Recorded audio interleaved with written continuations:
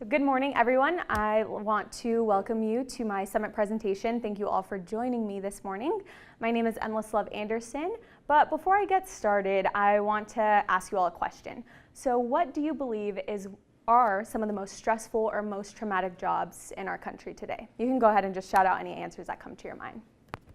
A lawyer. A doctor. Journalism.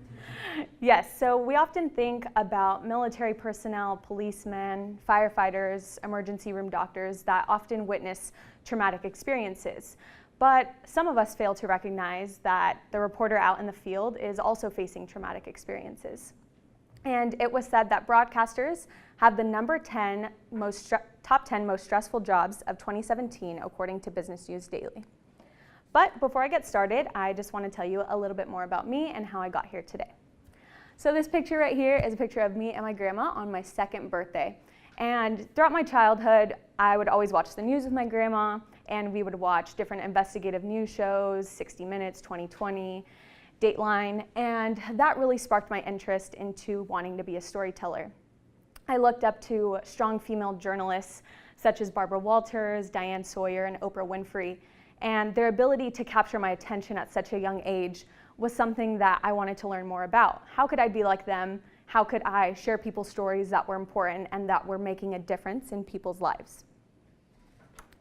So fast forward to high school, that middle picture right there is actually a sticker that I made when I was running for Speaker of the House for my United Student Body student government at my high school. And I ran for the position. My family put in a bunch of hours making posters, stickers, buttons, so that I could have this position, which would allow me to do daily intercom announcements. So start off with the Pledge of Allegiance, and then I would go and give our Bulldogs a welcome and tell them what was going to be happening for the day. And each week, I would also produce a TV newscast. So I had access to an empty classroom. I had a desk and a chair, a piece of green fabric behind me, and I'd set up the camera. And I actually had a rolling whiteboard where I would write out my script because we didn't have a teleprompter. So I'd read off of that, and looking back at those videos, I could see how nervous I was and how much I've grown since then. And coming until now, which is that picture on the far right, being a broadcast journalist in training the past 3.5 years.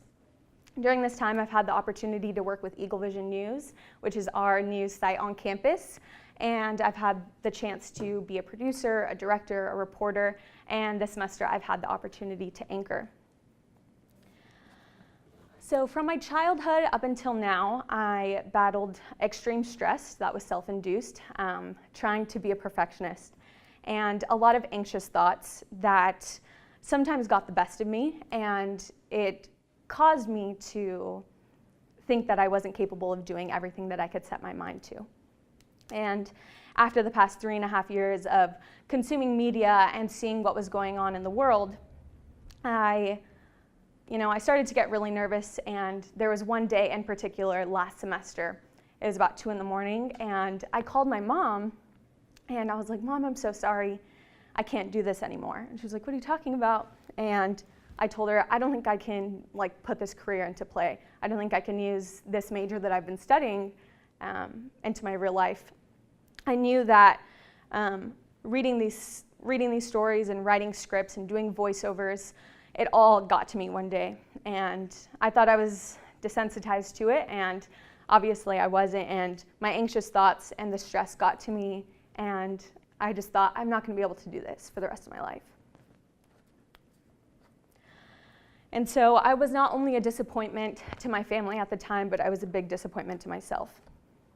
And so I allowed that anxiety to get the best of me, and I knew that I wasn't going to be able to pursue this, and it was a pivotal point in questioning God's plan for me and why He had let me come here. I asked Him, "Why would you let me go through this if you knew I wasn't going to be able to handle it? Why would you let me study these past 3 years, have my family go through financial hardships to get to this point?" I spent time talking to peers, family members, trusted media professionals, but I couldn't come to a peaceful decision. It wasn't until I stopped asking God why and started listening to Him during my time in prayer. So I wanted to go back to the Bible and just reference 2 verses that really got me through and helped me push through and what I thought God was telling me at the moment. So Ephesians 2:10 reads, "For we are his workmanship created in Christ Jesus for good works, for which God prepared beforehand that we should walk in them." And the second one on the right, Joshua 1:9, "Have I not commanded you? Be strong and courageous. Do not be frightened. Do not be dismayed, for the Lord your God is with you wherever you go." And now I know that these aren't necessarily in the context of being a 21st century broadcast journalist, but these helped me tremendously getting to where I am now. And so let's dive a little bit deeper into the topic. So the president of the Canadian Journalism Forum on Violence and Trauma, Cliff Lonsdale, says that journalists run towards trouble while everyone else is running away. And that's an odd thing, but I'm sure my fellow journalists can attest to that. We like seeking out the trouble. So I just want to play this quick video, just an excerpt from it, so you can get a better background of what I'm going to be talking about today.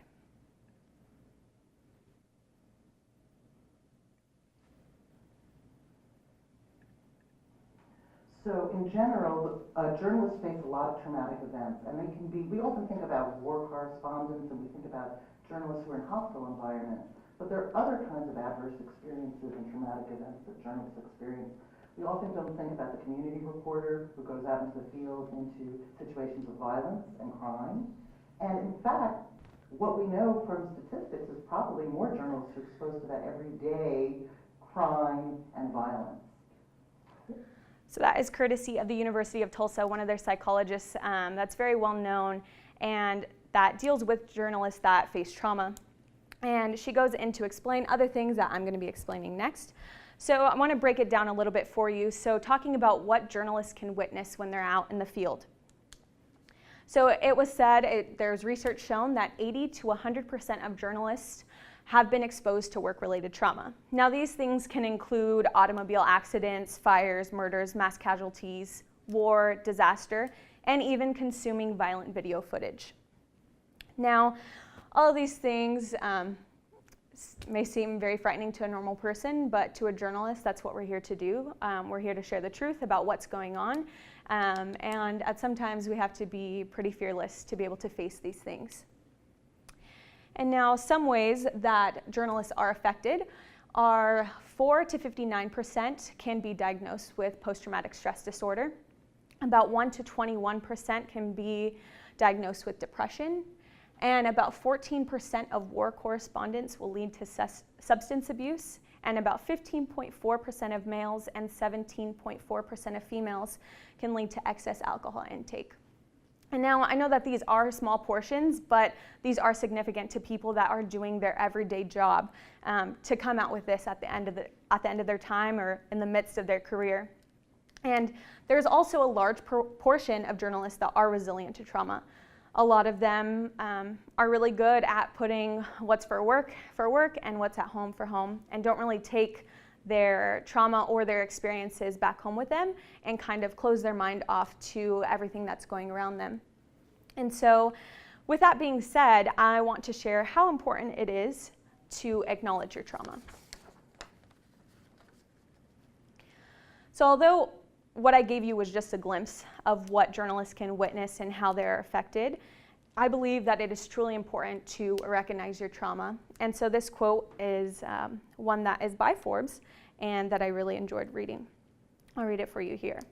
"If you understand that you've been traumatized, that you're not going crazy, that this is a normal response to something horrific that you've witnessed, then actually you will get stronger, and therefore your journalism will get better, and it will make you a more empathetic person." Now, for any journalists, or for anybody, overcoming your trauma can seem like a daunting task, and it can require help from others, help from yourself, and for my fellow Christian journalists, help from God. So I was looking at Pointer one day online, and I came across this article, and it was 5 tips for journalists who cover trauma. And so I just want to break these down a little bit for you. So the first one is that it can take weeks to recover from witnessing tragedies, and if it takes longer, you should seek professional help. Now, seeking professional help, I've seen that there's a stigma around it in the Christian community of seeking help from psychologists and medical professionals. A lot of times there's Christians that say, well, just pray about it and it'll get better, but sometimes it is okay to seek out medical professional help. They're extremely well trained, and sometimes that is your best option. The second, being able to acknowledge your trauma will make you a better journalist. Just as the quote said before, being able to acknowledge the downfalls that you've gone through through your life will help you be stronger and therefore help you in your career. Number 3, media professionals are sometimes some of the first responders on the scene, and naturally you're going to want to help. It's in our human nature to want to help people that are in a crisis, but that isn't our job. And professionals such as firefighters, first responders, they're there to take care of that. Fourth is being able to take care of yourself, whether that's taking time off of work, taking a day to just relax, seeking help. And 5, turning to your peers. Your journalism peers in the field are going to be the ones that understand this the best. And what better than to turn to them? So, all of this being said, I wanted to share the reality of the trauma that we may face in our future careers. We often don't speak about these subjects. There's no classes offered on it. There's no classes on how to be prepared for the trauma that you can face.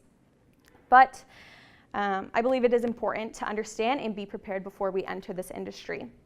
Laurel Hamilton, a famous writer, once said that there are wounds that never show on the body that are more deeper and more hurtful than anything that bleeds. And looking back on this throughout the whole semester that I've been studying this, and last semester I got to do my directed research on violence in the media, I came out with this mantra that I like to say to myself when times get tough or when I start to have thoughts that maybe I can't do this, maybe I should pick something else, maybe I should make documentaries and travel the world. But a big thing is take care of yourself, take care of your soul, and take care of your mental health. With all this information I shared with you today, I will be implementing this into my future career as a broadcast journalist. Now, I don't know what the future is going to hold, but it should be interesting. And throughout everything, even through the anxious thoughts and the stress and the late nights of being a reporter or being a producer and being out in the field and everything that I'm going to witness, I've learned that I need to put God first through it all, because that's what's gotten me through these past 3 years and what's gotten me through this life.